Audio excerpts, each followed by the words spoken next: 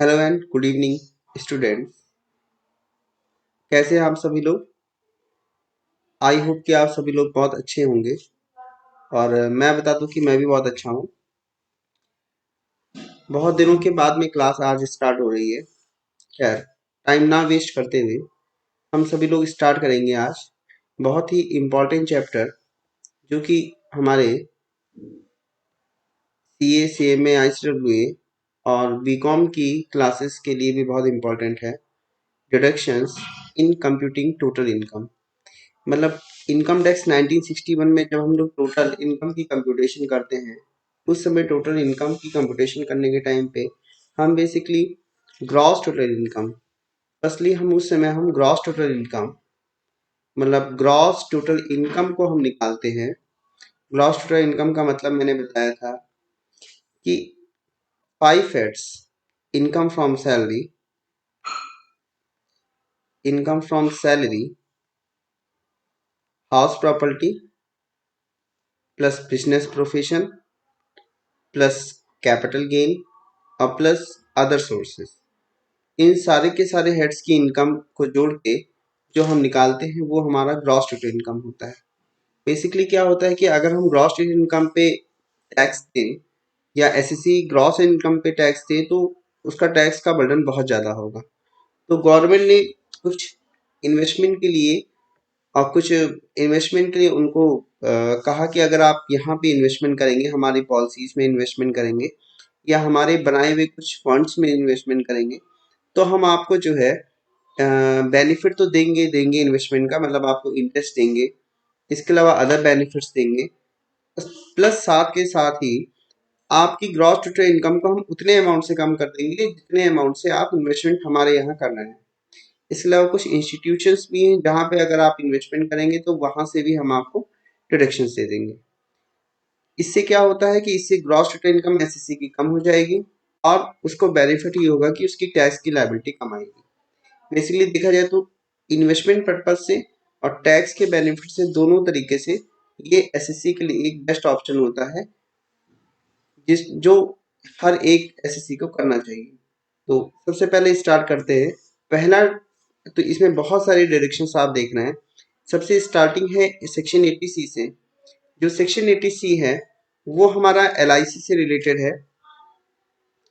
Section 80C हमारा LIC से related है, जहाँ पे ये कहा जाता है कि जो एलआईसी में अगर आप कुछ भी पेमेंट करते हैं, एलआईसी आपने अगर ली है, एलआईसी का जो भी आप एनुअल प्रीमियम पेमेंट कर रहे हैं, इसके अलावा आप कंट्रीब्यूशन कर रहे हैं पीएफ में, ईपीएफ में, एसपीएफ में, आरपीएफ में और अदर देन यूआरपीएफ में, तो इन सारे के सारे केसेस में अगर आप इन्वेस्टमेंट करते हैं तो वहां पे आपको सेक्शन 80C में रिडक्शन मिलेगी।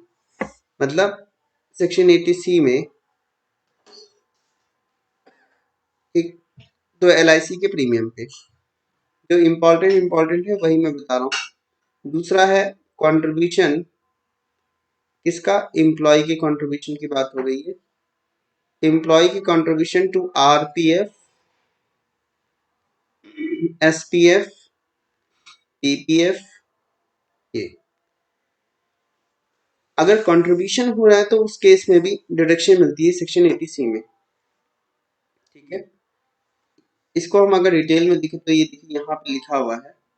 ये सबसे पहला है बेसिक रूल्स, यहाँ पे लिखा है जो मैंने आपको अभी बताया। सबसे पहला हम सेक्शन 80C, ये देखें सेक्शन 80C लिखा हुआ है, deduction under section 80C in the respect of LIC premium and contribution to PF. LIC premium और कंट्रीब्यूशन इन द पीएफ के केस में हम में ये डिडक्शन मिलेगी। अच्छा, एंड इसमें क्या लिखा हुआ है, ये किसके लिए एप्लीकेबल है, इंडिविजुअल के लिए, कोई एसएससी अगर इंडिविजुअल है तब, या फिर कोई एसएससी हमारा एचयूएफ है तब।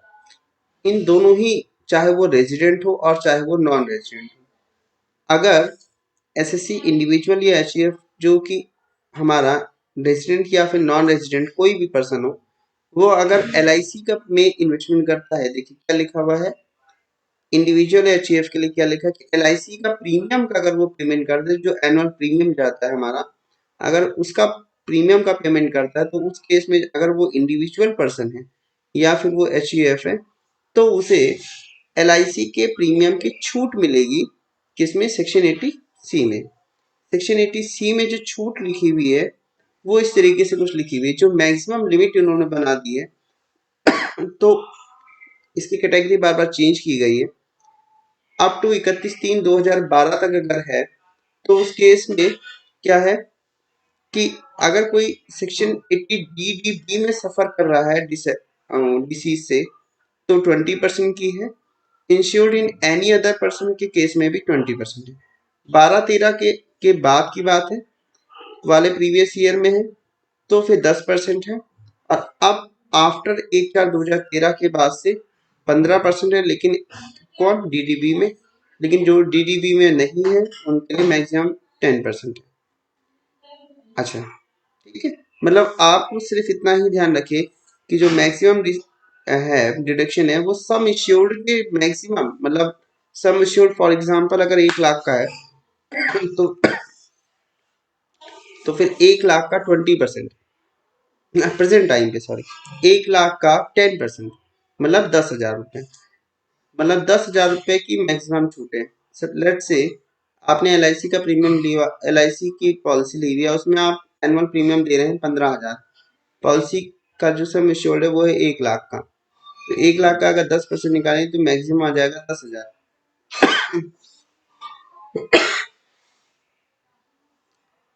लेकिन आपने अगर प्रीमियम दिया है 15,000 का, लेकिन आपको छूट मिलेगी मैक्सिमम 10,000 की।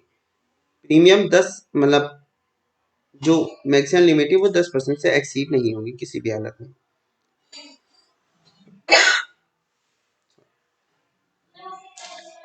इसके बाद सेक्शन 80C का 2 सब सेक्शन है 5, contribution made towards public, PPF में है, तो मैंने अभी बताया पीपीएफ में अगर कंट्रीब्यूशन है तो भी आपको छूट मिलेगी। ठीक है, पीपीएफ की छूट आपको किस में मिलेगी? 80C में मिलेगी, इंडिविजुअल हो चाहे वो HUF। इसके अलावा कंट्रीब्यूशन टू ज्वाइंट नेम है अगर पीपीएफ में तो भी छूट मिलेगी। इसके अलावा contribution must not be in the form of the repayment of loan, ये रीपेमेंट ऑफ लोन की अलग जगह पे आता है इसलिए इसको यहाँ पे नहीं लेंगे। इसके अलावा एनी सब्सक्रिप्शन ऑफ NSC, अगर आपने NSC परचेज किए हैं, NSC 8 और NSC 9, ये बहुत टाइम से चला आ रहा है, NSC 8 और NSC 9 है, तो अगर आपने NSC 8 और NSC 9 परचेज किए हैं, मतलब इसको इन्वेस्टमेंट किया इसमें, तो परचेज की वैल्यू पे आपको सेक्शन 80C में छूट मिलेगी। इसके अलावा जो आपका एनुअली इंटरेस्ट आ जाएगा NSC 8 या NSC 9 पे, उस इंटरेस्ट की भी एक्सेस छूट मिलेगी आपको नेक्स्ट ईयर से। अगर आपने UTI मतलब यूलिप पॉलिसी में इन्वेस्टमेंट किया है, कंट्रीब्यूशन आपने यूलिप पॉलिसी में किया, तो उस केस में भी आपको छूट मिलेगी।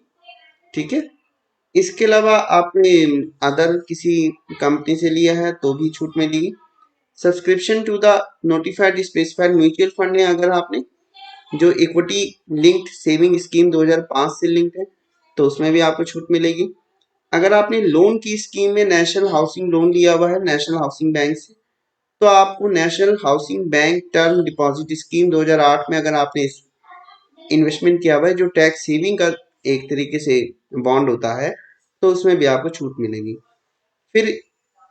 फिर इसके बाद है any sum paid to the subscription is notified deposit scheme है सेक्शन 82, और ये है हमारा कौन सा 18 सॉरी 16। तो इसमें भी अगर आपने कोई हाउस परचेज किया है रेजिडेंशियल पर्पस के लिए, या उसके लिए अगर आपने लोन करवाया है, कंस्ट्रक्शन का वर्क है, तो उसमें भी आप सेक्शन 80C में छूट ले सकते हैं। मतलब प्रिंसिपल अमाउंट की बात हो रही है, प्रिंसिपल अमाउंट ऑफ लोन की बात हो रही है, प्रिंसिपल अमाउंट ऑफ लोन की भी आप यहाँ पे छूट ले सकते हैं।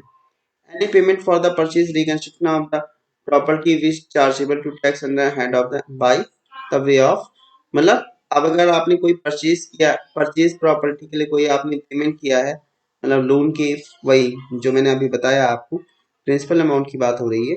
अगर उसके लिए आपने कहीं से लोन लिया हुआ है, कहाँ से?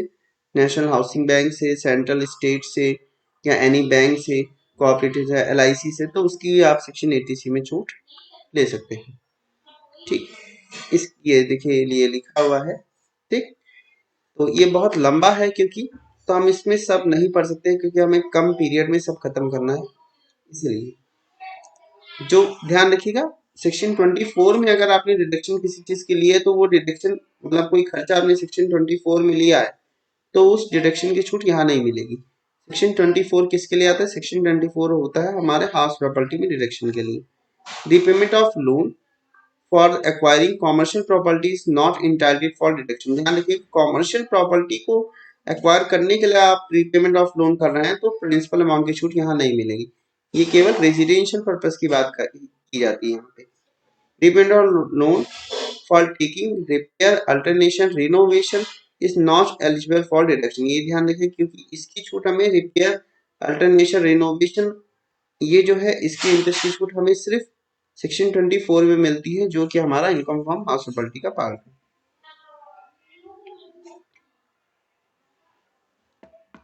अब आते हैं हम नेक्स्ट। अभी इसमें और भी चीजें लिखी हुई है। नाबार्ड से अगर कोई इशू है बॉन्ड उसकी भी आप छूट ले सकते हैं। सीनियर सिटीजन सेविंग स्कीम है उसमें डिपॉजिट करिए, छूट ले सकते हैं। 5 इयर्स टाइम डिपॉजिट है, छूट ले सकते हैं। एप्लीकेबल केवल इंडिविजुअल को छूट मिलने के लिए ये सारे हैं, मतलब उसमें इंडिविजुअल और HUF दोनों का अलग अलग लिखा हुआ था।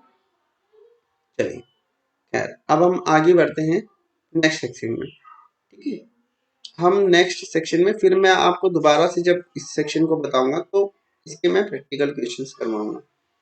Productions under section 80CCC in the respect of contribution to PF। ये सेक्शन हमारा PF में कंट्रीब्यूशन के लिए कहता है। अगर PF में कंट्रीब्यूशन किया है, इसके केस में ये एन इंडिविजुअल, अगर कोई इंडिविजुअल पर्सन है और वो PF में कंट्रीब्यूशन करता है, मुद्दा के किस क्या है कि PF में कंट्रीब्यूशन कर रहा है। PF का कंट्रीब्यूशन कहाँ पे कर रहा है? PF का कंट्रीब्यूशन कर रहा है LIC। अगर कोई LIC है ऐसा, या LIC जैसा कोई दूसरा इंश्योरर है, मतलब कोई दूसरी कंपनीज है जो पेंशन स्कीम कोई लाती है, उसमें एनुअल कंट्रीब्यूशन अगर जाता है किसी इंडिविजुअल का तो उसको सेक्शन 80CCC में छूट मिलती है। Payment out of the taxable income, मतलब the amount must to be paid out of the income which is chargeable to tax. However, it is not necessary that such income related to the current year. ठीक, quantum of deduction, quantum deduction का मतलब maximum limit की बात हो रही है। Tax deposit और 1.5 लाख रुपए विच एवर इज लेस। अच्छा, सेक्शन जो 80C हमने ऊपर पढ़ा था उसमें भी एक चीज हम लोग भूल गए। सेक्शन 80C में भी हमारी जो मैक्सिमम लिमिट है वो हमारी 1.5 लाख रुपए की होती है। ठीक है, और यहाँ पर भी हमारी मैक्सिमम लिमिट होती है 1.5 लाख की। अगर हमें कोई बोनस मिला है, इंटरेस्ट और बोनस मिला है, या अगर हमें, तो जाहिर सी बात है इंटरेस्ट एंड बोनस एक्रूड या credited as per the scheme to the SSC account shall not be eligible for deduction. तो ध्यान रखिएगा अगर आपने पेंशन स्कीम में कोई आपको बोनस मिला है या इंटरेस्ट मिला है तो आप वो डिडक्शन के लिए एलिजिबल नहीं होगा।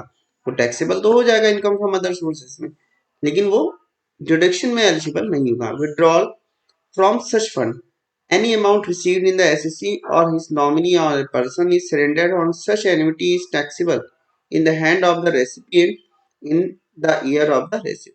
ठीक, interest and bonus received from such fund shall also be taxable। ये तो मैंने अभी ऊपर बोल दिया। नेक्स्ट आते हैं।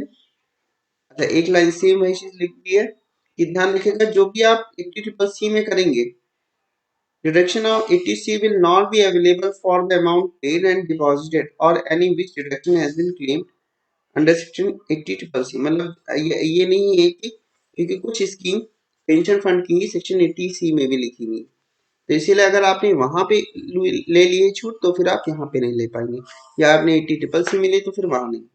इसीलिए दोनों के लिए मैक्सिमम लिमिट को उन्होंने बराबर करके 1.5 लाख कर दिया कि दोनों मिला के भी आप 1.5 लाख से ऊपर ना ले पाए। तीसरा भी हमारा पेंशन स्कीम से रिलेटेड है, deduction 80CCC in the respect of contribution to pension scheme. लेकिन ये ध्यान रखिएगा इसमें और उसमें अंतर क्या है? अंतर ये है कि वो पेंशन स्कीम हमारी LIC या अदर कोई इंश्योरेंस कंपनी के केस में थी। यहाँ पे हम पेंशन स्कीम लेते हैं किसके केस में? जो सेंट्रल गवर्नमेंट के द्वारा चलाई जा रही है, या अटल पेंशन योजना के नाम से हो, न्यू पेंशन स्कीम सिस्टम, या फिर अटल पेंशन योजना के नाम से। प्लस सेंट्रल गवर्नमेंट अगर चला रही है, मैंने यहाँ स्टेट गवर्नमेंट नहीं बोला है, मैंने सिर्फ सेंट्रल गवर्नमेंट बोला है। सेंट्रल गवर्नमेंट अगर कोई स्कीम ऐसे चला रही है जो हमारी जो है पेंशन योजना की स्कीम है, तो उस पे अगर कोई कंट्रीब्यूशन कर रहा है तो उस केस में उसको डिडक्शन मिलेगी सेक्शन 80 CC D में। यहाँ पे क्या है? सैलरी, इस सैलरी का, तो यहाँ पे मैक्सिमम डिडक्शन की बात कर रहे हैं। यहाँ पे मैक्सिमम डिडक्शन नीचे लिखा होगा, देखते हैं कहाँ पे है ये, CCD,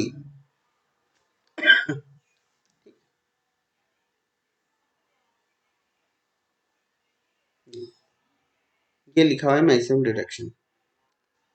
in the case of the salary individual, salary individual के केस में कितना होगा? सैलरी इंडिविजुअल के केस में है हमारा अमाउंट सो पेड और डिपॉजिटेड और 10% of the salary in the previous year. ठीक है, फिर हम whole of the contribution made the employer in the such amount, maximum 10% है हमारा। In case of other individual deposited 20% of the gross income the previous year. Additional deduction हमारा CCD में कितना मिलेगा?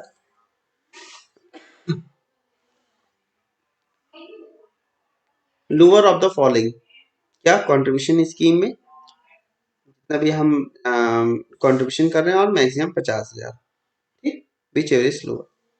तो यहाँ पे ये जो सैलरी लिखा हुआ था, यहाँ पे ये देखिए, यहाँ पे ये ग्रॉस टोटल सैलरी, तो ये सैलरी का मतलब यहाँ पे लिखा हुआ है basic salary plus dearness allowance, same मतलब। ठीक है, मतलब यहाँ पे मैक्सिमम हमारी 50,000 की लिमिट है। ऊपर वाले केस में कितनी है? 15% ऑफ सैलरी। देखिए यहाँ पे कितना लिखा हुआ है हमारा, in the case of salary individual की बात हो रही है।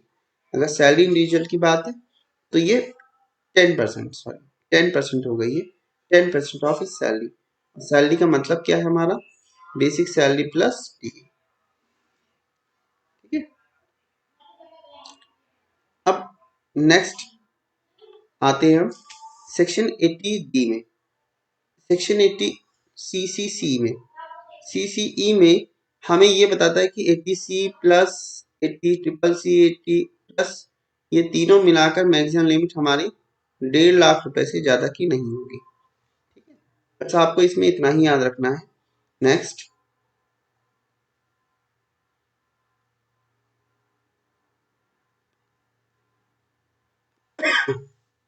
Section 80D। 80D हमारा मेडिकल इंश्योरेंस से रिलेटेड है। अगर किसी ने मेडिकल इंश्योरेंस की कोई पॉलिसी ली हो तो वो व्यक्ति अगर इंडिविजुअल या फिर HUF है तो उस केस में उसे मेडिकल इंश्योरेंस की छूट मिलेगी। किसके केस में? अगर उसने मेडिकल इंश्योरेंस का प्रीमियम जमा किया हुआ है, हर साल रिन्यूअल किया है, तो जितना भी उसका प्रीमियम का अमाउंट आ रहा है उस पूरे की उसको छूट मिलेगी।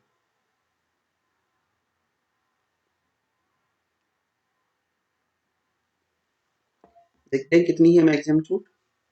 इंडिविजुअल का केस है, nature of the payment, payment of the mediclaim insurance premium और कंट्रीब्यूशन सेंट्रल गवर्नमेंट को कर रहा है या हेल्थ स्कीम और any other notified health scheme है। Preventive health checkup expenditure, expenditure on the behalf of himself, herself, spouse, dependent children. कितनी है मैक्सिमम छूट? जितना भी प्रीमियम जमा किया वो, कंट्रीब्यूशन मेड किया वो, या health checkup up to maximum कितना लिखा हुआ है? हेल्थ प्रिवेंटिव हेल्थ चेकअप 5,000 तक की लिमिट को बनाया हुआ है, या फिर बी, मतलब इन तीनों में से कुछ भी, या फिर बी में क्या है? मैक्सिमम 25,000 रुपए। मैक्सिमम कितना है? 25,000 रुपए। सीनियर सिटीजन के केस में क्या है? लिमिट 25,000 की जगह पे है 50,000 रुपए। मतलब अगर ये केस बनता है हमारा तो आप अगर हेल्थ चेकअप लेते हैं तो मैक्सिमम लिमिट आपके लिए 25,000 की है, सीनियर सिटीजन के केस में है 50,000 की।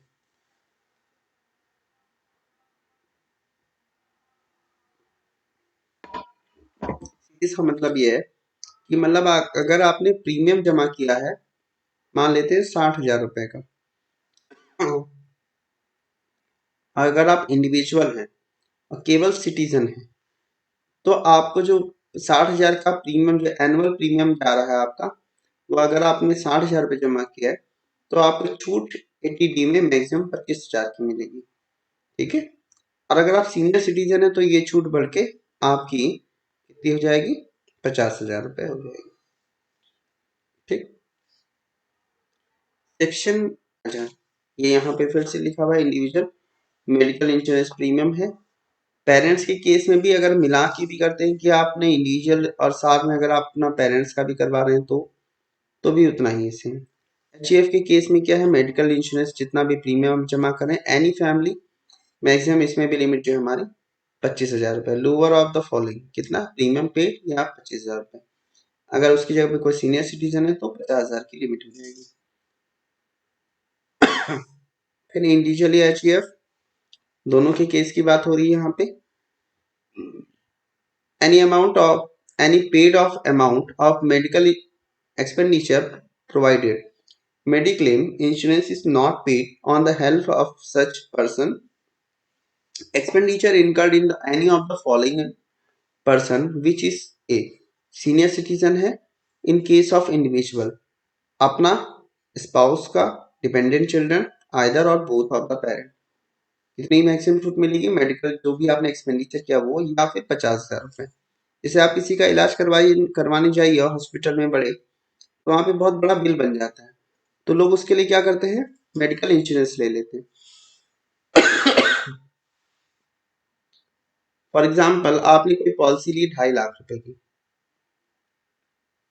मान लेते हैं आपने 2.5 लाख की पॉलिसी ली, आपका एनुअली जो प्रीमियम जा रहा है वो जा रहा है 15,000 रुपए पर एनम। ये आपका है, इसमें आप हैं, आप सेल्फ हैं, प्लस पेरेंट्स हैं आपके दोनों। अगर बाई चांस कुछ ऐसा होता है कि कोई सर्जरी भी हुई है, कुछ ऐसा हुआ है जिसकी वजह से आपको हॉस्पिटलाइज होना पड़ा, चाहे आपकी मदर फादर या आप में से कोई भी हुआ, तो उस केस में अगर वहां का खर्चा जो है आपका 2 लाख या 2.5 लाख तक का होता है, लेट से 2,10,000 तक का खर्चा हुआ है आपका, अदर देन डॉक्टर की फीस।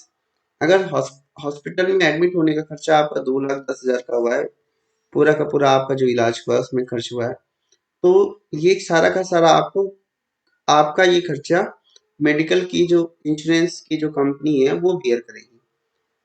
आपको 15,000 रुपए का, 15,000 रुपए में आपने जो बेनिफिट ले लिया वो 2,10,000 रुपए का ले लिया, और ये जो 15,000 रुपए है इसकी आपको सेक्शन 80D में डिडक्शन भी मिल जाएगी। इसकी वजह से लोग इंश्योरेंस करवाते हैं, कौन सा, मेडिकल इंश्योरेंस। लोग चाहते हैं कि हम पैसा जमा करें उसमें। कुछ लोग ये सोचते हैं कि अगर हमने मेडिकल इंश्योरेंस लिया तो और हम बीमार नहीं पड़े फिर तो पैसा कंपनी के पास चला जाएगा, क्योंकि ये रिटर्न की कोई इनकी ऐसी कोई पॉलिसी नहीं होती है, 99% नहीं होती है। लेकिन बेनिफिट ये होता है कि क्योंकि कभी कुछ भी हो सकता है, इसीलिए कि हमें इंश्योरेंस करवा लेना चाहिए। वो भी मेडिकल इंश्योरेंस बहुत ज्यादा जरूरी है आज की डेट में। डिपेंडेंट चिल्ड्रन की मीनिंग लिखी हुई है, ठीक है।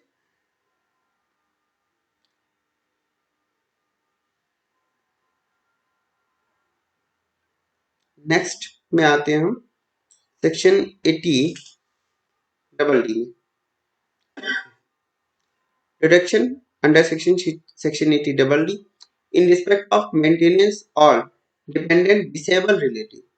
अगर कोई इंडिविजुअल है, रेजिडेंशियल रेजिडेंट है जो इंडिविजुअल है या फिर एचईएफ है, और वो क्या है, SSC has a dependent disable relative.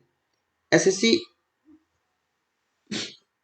SSC जो है has a dependent disable relative, मतलब वो किसी की सेवा कर रहा है, कोई रिलेटिव है वो उसके ऊपर डिपेंडेंट है, उस एसएससी के ऊपर डिपेंडेंट है। और डिपेंडेंट रिलेटिव कौन, in case of individual, individual की केस में कौन, spouse, children, parents, brother, sister of the individual. HEF के केस में क्या, any member of the HEF ये माना जाएगा। डिपेंडेंट रिलेटिव का मतलब ये होता है, in a relative is said to be dependent if a Boolean are mainly dependent on such individual or HUF for his support and maintenance। इसके बाद क्या है, डिसेबिलिटी। डिसेबिलिटी किस तरीके की, चाहे इन सेक्शंस में लिखा हो, ये जो सेक्शंस लिखे हैं हमारे section 2I of the persons with disabilities, ठीक है, equal opportunities, protection of the right and full participation act 1995, बहुत सारी चीजें लिखी हुई, मल्टीपल मेंटेनल, ठीक है, मेंटल हो गया, डिसेबिलिटी होगी, मल्टीपल डिसेबिलिटीज हो गई। तो मतलब जो भी हमारी डिसेबिलिटी से रिलेटेड मेडिकल में जो भी एक्ट दिए हुए उसमें अगर वो अपनी डिसेबिलिटी को से रिलेटेड उसके पास कोई सर्टिफिकेट है तो इस केस में ये माना जाएगा कि वो उस एसएससी के ऊपर डिपेंडेंट है। अब उस केस में उस जो एसएससी है उसको सेक्शन 80 में छूट मिल सकती है। कैसे, अच्छा, 40% या मोर, 40% या मोर का मतलब है डिसेबिलिटी 40% या मोर होनी चाहिए, मतलब काफी ज्यादा हो, लो विजन की हो, ब्लाइंडनेस हो, लो विजन हो, ठीक है, हेयरिंग हो, सुनने में दिक्कत हो, लोकोमोटर डिसेबिलिटी है, मेंटल है, ठीक है। No benefit under section 80U with disabled relative, the disabled individual has not been claimed। Section 80 D में अगर कोई जो है section 80 disabled individual has not been claimed under section 80U, section 80 D में अगर कोई क्लेम, कोई इंडिविजुअल पर्सन किसी एसएससी के ऊपर डिपेंडेंट है और इसके होने वाले खर्चे का को बियर ये कर रहा है, मतलब इसको डायरेक्शन मिल रही है और ये इसके ऊपर डिपेंडेंट है, तो सेक्शन 80 जब यू आएगा तो ये जो डिसेबल पर्सन है इसको सेक्शन 80U में छूट नहीं मिलेगी। Disable individual has not been claimed benefit under section 80U। इसका मतलब ये है कि 80 D में जो डिपेंडेंट पर्सन है वो जब सेक्शन 80U अपने लिए यूज करेगा जिसमें ये लिखा हुआ है कि अगर कोई इंडिविजुअल एसएससी खुद ही डिसेबल होता है तो वो सेक्शन तो वो उसके लिए छूट ले सकता है, तो वो छूट उसे नहीं मिलेगी क्योंकि यहाँ पे ये साफ साफ लाइन दे दी गई है कि no benefit under section 80U to disable relative. Disable relative कोई भी होगा जो डिपेंडेंट है एसएससी के ऊपर, वो उसको अगर बेनिफिट दिलवा रहा है तो उस केस में वो अपने आप बेनिफिट नहीं ले पाएगा सेक्शन 80U में। Expenditure on disable relative, disable relative का मतलब जो भी मेडिकल ट्रीटमेंट से रिलेटेड जो भी खर्चे हैं उन सारे के सारे खर्चों का एक्सपेंडिचर जो है उस डिसेबल रिलेटिव के खर्चों का एक्सपेंडिचर एसएससी ने उठाया हो। Any expenditure for the medical treatment से रिलेटेड, चाहे वो नर्सिंग से भी रिलेटेड हो, ठीक है। अच्छा, ठीक, तो ये सब कहानी है इसकी। मेडिकल सर्टिफिकेट होना चाहिए इस चीज का कि वो पूरी तरीके से डिसेबल है और ये इनके ऊपर डिपेंडेंट है। क्वांटम ऑफ डिडक्शन का मतलब मैक्सिमम डिडक्शन की बात हो रही है। Relative is suffering from severe disability, अगर सीवियर डिसेबिलिटी है मतलब दोनों आंखों से नहीं दिखाई देता है, दोनों पैरों से नहीं चल पा रहा है, दोनों हाथों से नहीं चल पा रहा है, मतलब पूरी तरीके से क्षतिग्रस्त है, तो उस केस में 1,25,000 की मैक्सिमम डिडक्शन है। Relative is suffering from disability but no severe disability, तो मैक्सिमम डिडक्शन 75,000 की है। Deduction shall be irrespective of actual expenditure incurred, deduction is accessory in nature। Person is severe disability means 80%, मतलब जो भी उसकी disability है वो ओवरऑल उस 80% या उससे ज्यादा की होनी चाहिए। और उसके बाद में ये मेडिकल उसके लिए है, सर्टिफिकेट के लिए कि रिक्वायरमेंट है कि रीअसेसमेंट के टाइम पे आपको मेडिकल सर्टिफिकेट को बार बार रीअसेसमेंट करवाने के लिए आपको रिन्यूअल करवाना पड़ेगा, एक तरीके से बार बार बनवाना पड़ेगा, जब जब वो छूट लेना चाहेगा तब की बात। 80 डी ये कुछ deduction under section 80 DDB in the respect of medical treatment. अगर कोई इंडिविजुअल है जो रेजिडेंट है HUF का, कंडीशन टू बी सेटिस्फाइड। कुछ कंडीशंस अगर वो ये सेटिस्फाइड करता है, क्या? Expenditure incurred on the medical treatment of relatives, the SSC has during the previous year actually paid any amount of the medical treatment of the specified disease। कुछ इस यहाँ पे स्पेसिफाइड डिसीज दी हुई है, ठीक है, जो रूल 11D में दिया हुआ है। Expenditure is incurred in the treatment of the assessee himself और for a dependent relative. Dependent relative का मतलब सेम वही जो ऊपर बताया था। अच्छा, कौन सी दे है स्पेशल डिसीज, जरा देखते हैं कौन सी है। न्यूरोलॉजी से रिलेटेड है, ठीक है, ऑन्कोलॉजी से, लॉजी से रिलेटेड है, ठीक है, यूरोलॉजी से है, इम्यूनोलॉजी से है, और ऐसी रिलेटेड कोई अगर डिसीज है जो काफी गंभीर समस्या मानी जाती है, तो उसके लिए ये, अगर उसके लिए कोई ट्रीटमेंट होता है तो सेक्शन 80 बी में छूट मिलती है। कितनी है maximum actual expenditure of 40,000 which is less. अगर सीनियर सिटीजन है तो उस केस में ये 40,000 की डिडक्शन हटा के 1 लाख की हो जाएगी। इसका मतलब ये वाली नॉर्मल सिटीजन के लिए है, 1 लाख के लिए मैक्सिमम डिडक्शन है 1 लाख। ओ, नॉर्मल के लिए 40,000 की है और सीनियर सिटीजन के लिए 1 लाख की डिडक्शन है।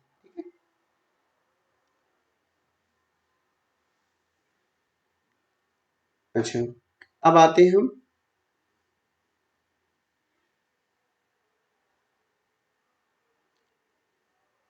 ये लिखा हुआ है कैंसर कैसी बीमारियां हैं, बीमारियों के नाम भी लिखे हुए इन्होंने। न्यूरोलॉजी के केस क्या है,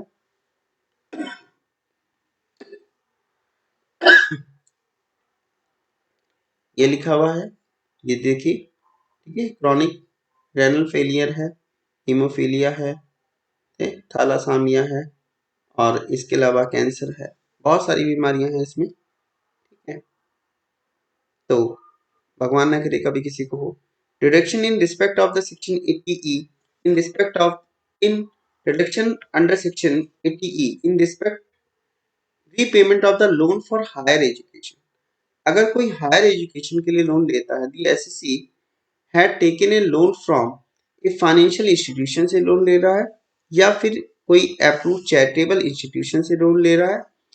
अगर यहाँ से लोन ले रहा है वो कि फाइनेंशियल इंस्टीट्यूशन से या फिर अप्रूव चैरिटेबल इंस्टीट्यूशन से लोन ले रहा है, इसके लिए हायर एजुकेशन के लिए, तो सेक्शन 80E में उसे छूट मिलेगी। किस चीज की छूट मिलेगी? इंटरेस्ट ऑन लोन की। पर्पस ऑफ लोन ध्यान रखिएगा, हायर एजुकेशन होनी चाहिए, हायर एजुकेशन के लिए छूट मिलेगी उसे।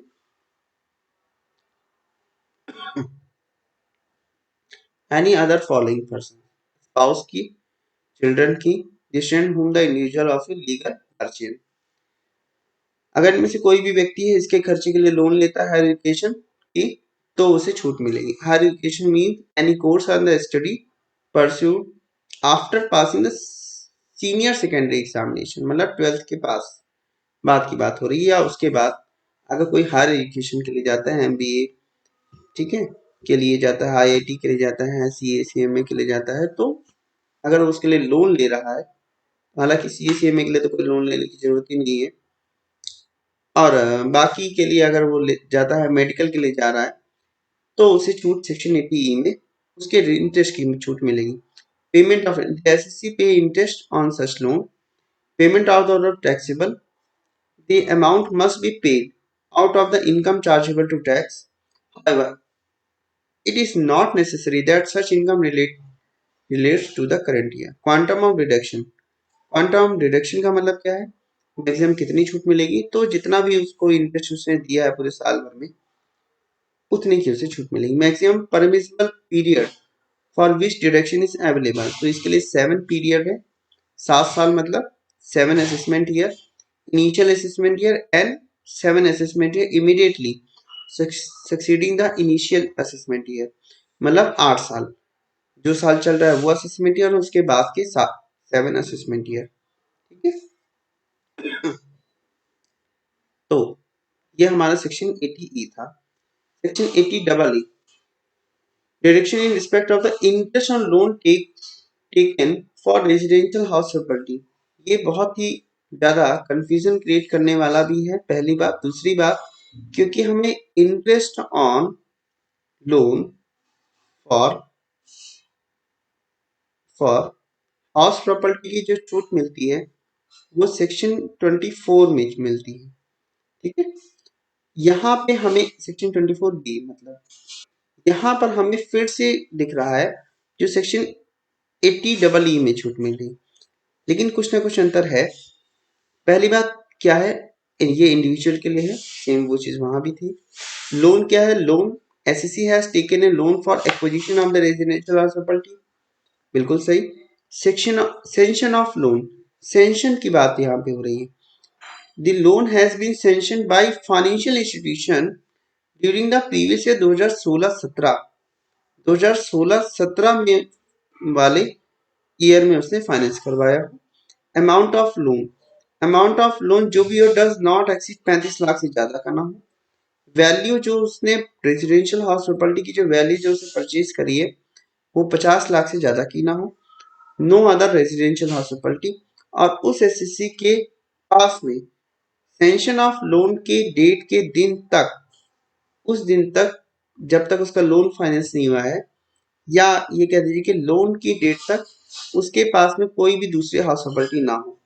अगर ये शर्तें पूरी होती हैं तो सेक्शन 80 ई, सेक्शन 80 डबल ई में उसे डिडक्शन मिलेगी इंटरेस्ट की, कितने की, डिडक्शन इंटरेस्ट ऑन लोन की मिलेगी।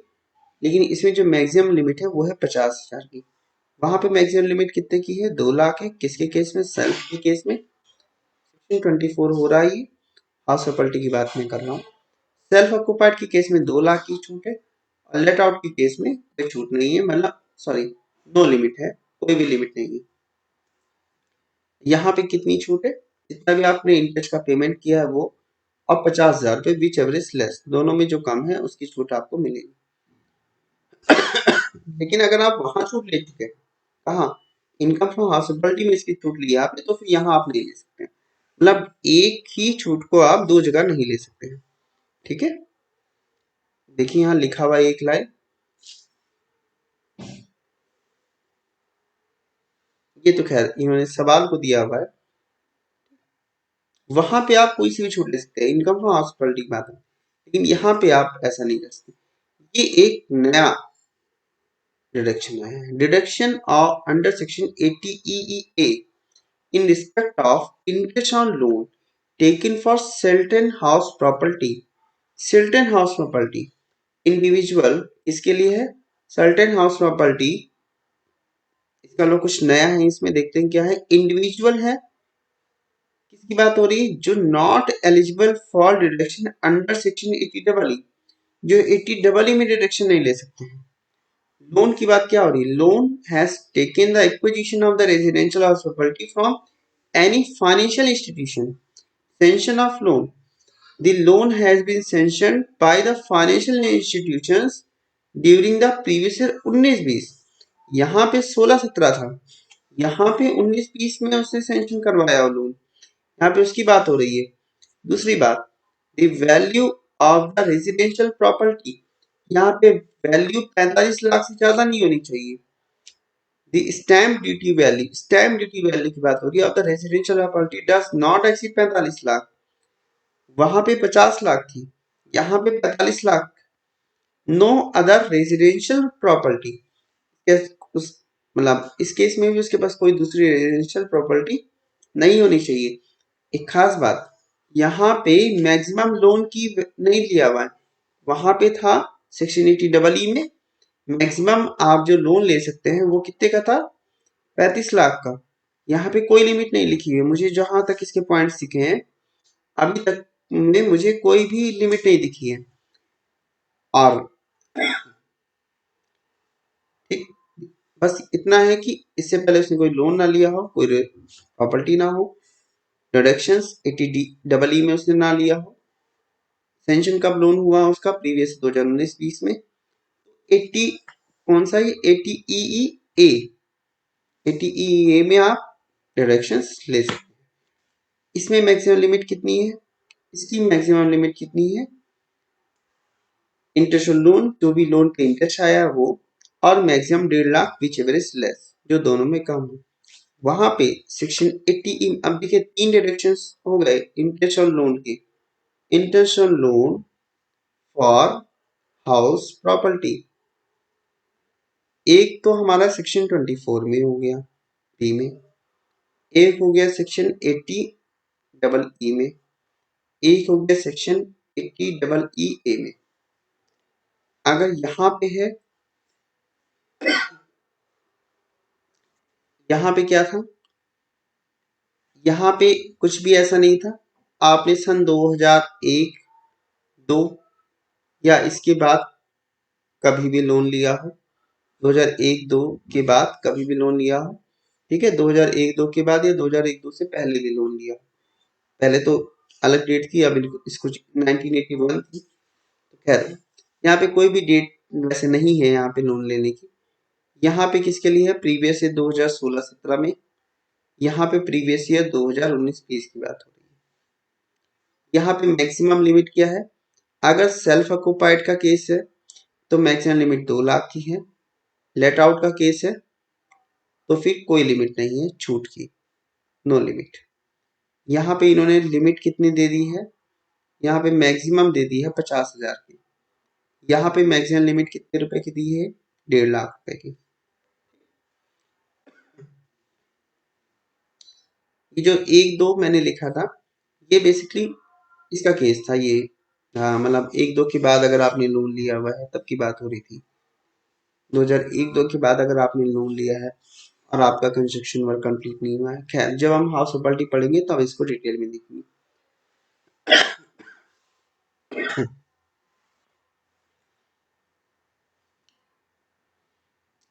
दो दो डायरेक्शन आप एक साथ नहीं ले सकते, ये इन्होंने लिखा। प्रीवियस एनी अदर असेसमेंट में अगर आपने को लिखा where the direction under this section allowed of or any interest, direction shall not be allowed in respect of the such interest under other any provision of the act। अगर any provision का मतलब section 80 double E, section 80 section 24 P, any provision मतलब दो provision और हैं, एक ही और एक ही, ठीक है। एक आया है deduction under section 80 E B, purchase of the electric vehicle. अगर आप इलेक्ट्रिक व्हीकल परचेज कर रहे हैं और आपने किसी फाइनेंशियल इंस्टीट्यूशन से आपने लोन लिया, तो उस लोन को लेने पे आपके लिए आपको डिडक्शन मिलेगी। गवर्नमेंट ने बोला है कि अगर कोई इंडिविजुअल है और वो इलेक्ट्रिक व्हीकल को बढ़ावा दे रहा है, तो इलेक्ट्रिक एनर्जी को बढ़ावा दे रहा है, ठीक है, तो और फाइनेंशियल इंस्टीट्यूशन से अगर वो लोन लेता है तो उस केस में हम उसे डिडक्शन देंगे सेक्शन 80 ई बी में। अब मैक्सिमम जो डिडक्शन होगी, लोन आपने कब सेंक्शन करवाया हो, 1/4/2019 से लेकर 31/3/2023 के बीच में, और मैक्सिमम लिमिट इन्होंने क्या दे दी है, इन्होंने बोला interest loan payable for the previous year और ₹1.5 लाख। इन्होंने इंटरेस्ट की छूट दी है और मैक्सिमम बोला है 1.5 लाख तक की हम आपको छूट दे देंगे। बहुत अच्छा है, ठीक है। फिर आते हम फंड्स सेक्शन 80 डबल जी, ठीक।